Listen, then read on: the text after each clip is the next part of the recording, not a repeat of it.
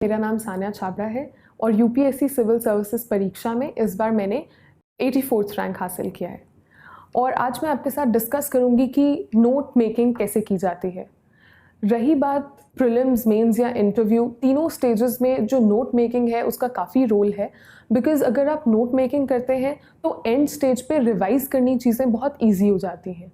अब ये चॉइस रहता है कि आप ऑनलाइन नोट मेकिंग करें या ऑफलाइन, ये आपकी कन्वीनियंस और कंफर्ट के ऊपर है। बट रिकमेंडेड रहता है कि आप ऑनलाइन करें so that it is easier कि आप उससे एडिट कर सकें, ऐड ऑन कर सकते हैं, या जो भी आपको डिलीट करना है वो आप कर सकते हैं।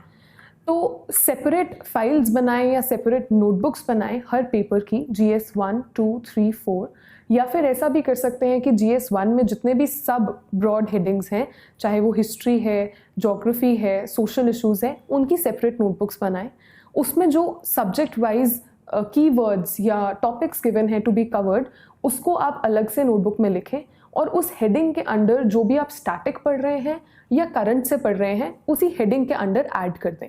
जब आप ऐसा करते हैं तो आपकी चीज़ें काफ़ी ज़्यादा कंडेंस होके आपको बहुत एनरिचिंग मटेरियल मिल जाता है जब आप रिवाइज करना शुरू करते हैं। ध्यान में रहे कि जब आप नोट्स बनाते हैं तो पहली रीडिंग में नोट्स ना बनाएं।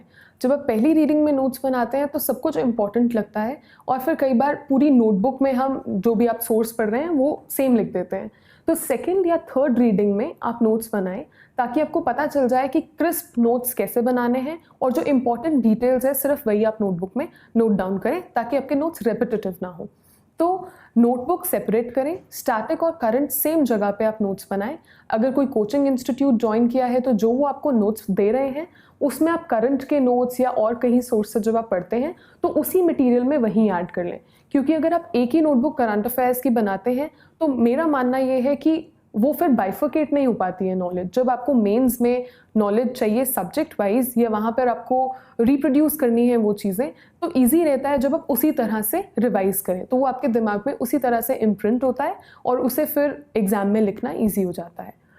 और उसके अलावा मैंने स्कीम्स के लिए, गवर्नमेंट स्कीम्स के लिए एक अलग नोटबुक प्रिपेयर करी थी, जिससे क्या होता है कि स्कीम्स हर आंसर में आपको बहुत हेल्प करती हैं। अगर आपको कंक्लूजन में गवर्नमेंट स्कीम देनी है या किसी गवर्नमेंट स्कीम के बारे में स्पेसिफिकली पूछा है, उसके लूप होल्स बताने हैं या इम्प्रूवमेंट्स बतानी है, तो स्कीम्स कम हैंडी। तो उसके लिए मैंने एक अलग नोटबुक प्रिपेयर करी थी। It is up to you कि अगर आप सोशल स्कीम्स को सोसाइटी में डालना चाहते हैं, इकोनॉमिक स्कीम्स को इकोनॉमी में डालना चाहते हैं, जैसे भी आपको कन्वीनियंट लगे।